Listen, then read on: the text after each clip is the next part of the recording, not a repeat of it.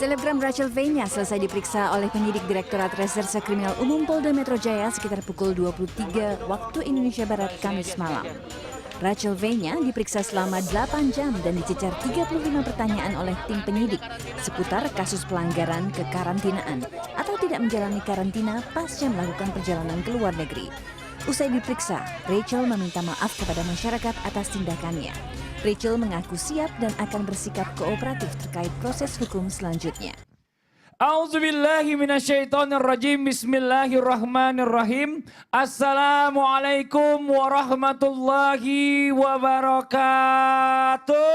Waalaikumsalam warahmatullahi wabarakatuh. Jamaah, oh jamaah. Alhamdulillah. Alhamdulillahirabbil alamin. Allahumma shalli ala sayidina Muhammad wa ala ali sayidina Muhammad. Jamaah Islam itu indah yang dirahmati Allah. Masya Allah senang sekali ya hari ini kita bisa ketemu lagi ya di Islam itu indah. Mudah-mudahan selalu diberikan kesehatan dan juga rezeki yang melimpah. Amin amin ya rabbal alamin. Dan perlu diketahui juga buat jamaah yang ada di rumah, alhamdulillah kita semua yang hadir di sini ya sudah melakukan yang namanya rangkaian tes kesehatan sebelum kita tampil ya dengan melakukan PCR dan juga antigen. Jadi insya Allah semua yang hadir di sini semua sudah sehat. Dan sudah vaksin. Sudah vaksin, Masya Allah. 2 kali, tinggal Masya boosternya. Allah. Tinggal boosternya.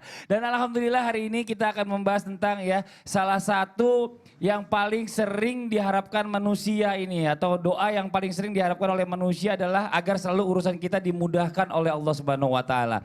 Tapi banyak juga ya orang-orang yang coba mengambil jalan pintas dengan untuk mencapai tujuannya itu dengan dia memberikan atau menyogok atau mungkin menyuap. Nah segala sesuatunya ini memang mungkin banyak merugikan orang lain ya. Karena kalau misalnya kita mau coba ambil jalan pintas ini pasti ada yang dirugikan pastinya.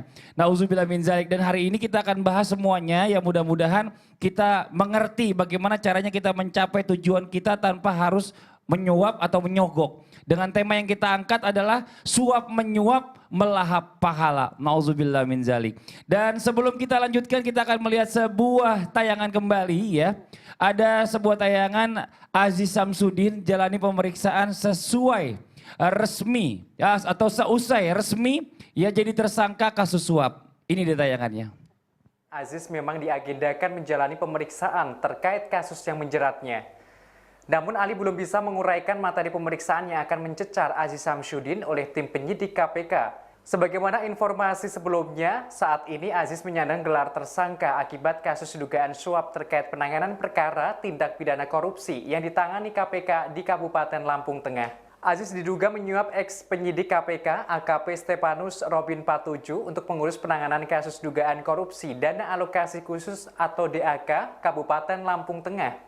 Aziz bersama koleganya separtai Aliza Gunado diduga menyuap AKP Robin sebesar 3,1 miliar rupiah dari komitmen awal 4 miliar rupiah.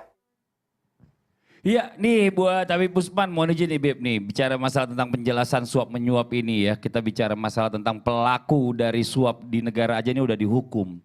Ya hukum dengan pemeriksaan dan lain-lain sampai berujung-ujung akhirnya nauzubillah min zalik di penjara.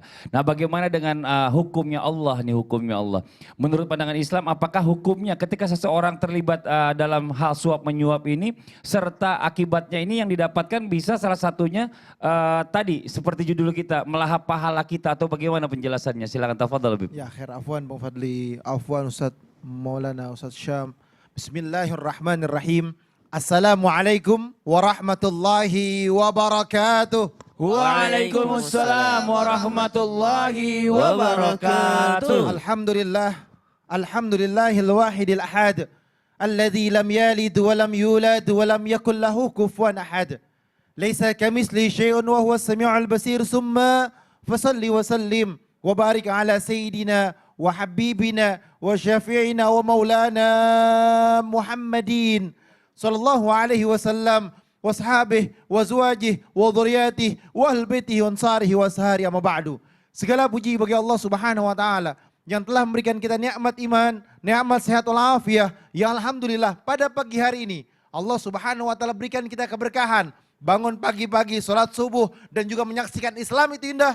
insya Allah kita mendapatkan ilmu yang bermanfaat dari guru-guru kita Amin. dan bisa diamalkan untuk diri kita, suami kita, istri kita, anak-anak kita. Insya Allah kita penuh dengan keberkahan dan keridhaannya Allah Subhanahu wa taala. Amin. Amin ya Allah ya Rabbal alamin. Suap menyuap jelas hukumnya haram.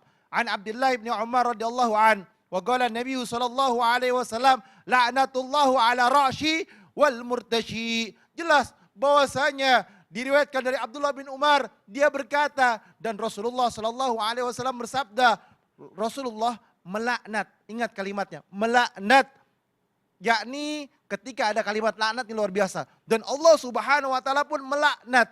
Siapa mereka? Pemberi suap, orang yang memberikan dan orang yang diberikan, yang ngasih dan yang diterima. Maka dikatakan dua-duanya adalah mereka pelaku suap. Ketika ancaman yang Allah laknatkan, berarti hidup seseorang tersebut jauh akan daripada rahmatnya Allah Subhanahu wa taala. Jauh daripada keberkahan. Berarti orang ini sulit untuk mendapatkan keridhaannya Allah. Maka wajar orang tersebut ataupun manusia tersebut pasti akan dapat masalah yang akan melilitnya. Jadi pelan-pelan dapat masalah, hari ini dapat masalah, besok dapat masalah, lusa dapat masalah. Inilah yang dikatakan bahwasanya berbahayalah manusia tersebut ketika dia pelaku suap ataupun pelaku disuap. Karena apa? Ada bahaya besar yang akan terjadi pada dirinya. Dan bencana malapetaka itu akan terus bergantian, silih berganti datang pada dirinya. Karena apa? Laknatullah, Allah laknat dia. Tidak ridho Allah, tidak ridhonya Rasulullah sallallahu alaihi wasallam bagi mereka pelaku suap dan pelaku disuap. Di akhirat mereka akan mendapatkan celaka dari Allah. Pelaku suap akan mendapatkan hukuman dari Allah. Yang suap dan disuap finnar, mereka berada dalam nerakanya Allah Subhanahu wa taala. Tidak ada keberkahan di dalamnya, tidak ada kebahagiaan di dalamnya.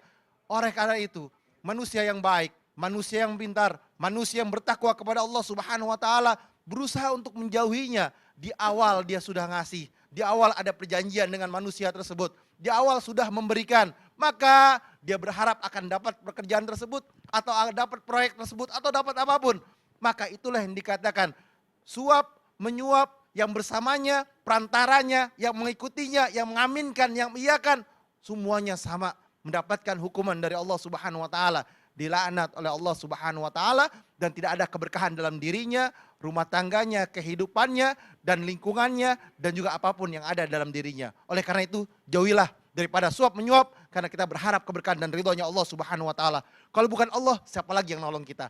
Minta ampunan sama Masya Allah. Allah. Jadi penghuni neraka calonnya semuanya begitu ya? Betul. Nauzubillah min zalik. Ya Allah rugi banget ya, padahal cuma gara-gara masalah dunia doang dibela-belain untuk dapat tiket ke neraka. Nauzubillah, summa nauzubillah. Jazakallah khairan kasiran. Makasih banyak Habib Usman atas penjelasannya. Nah sekarang kita lanjut.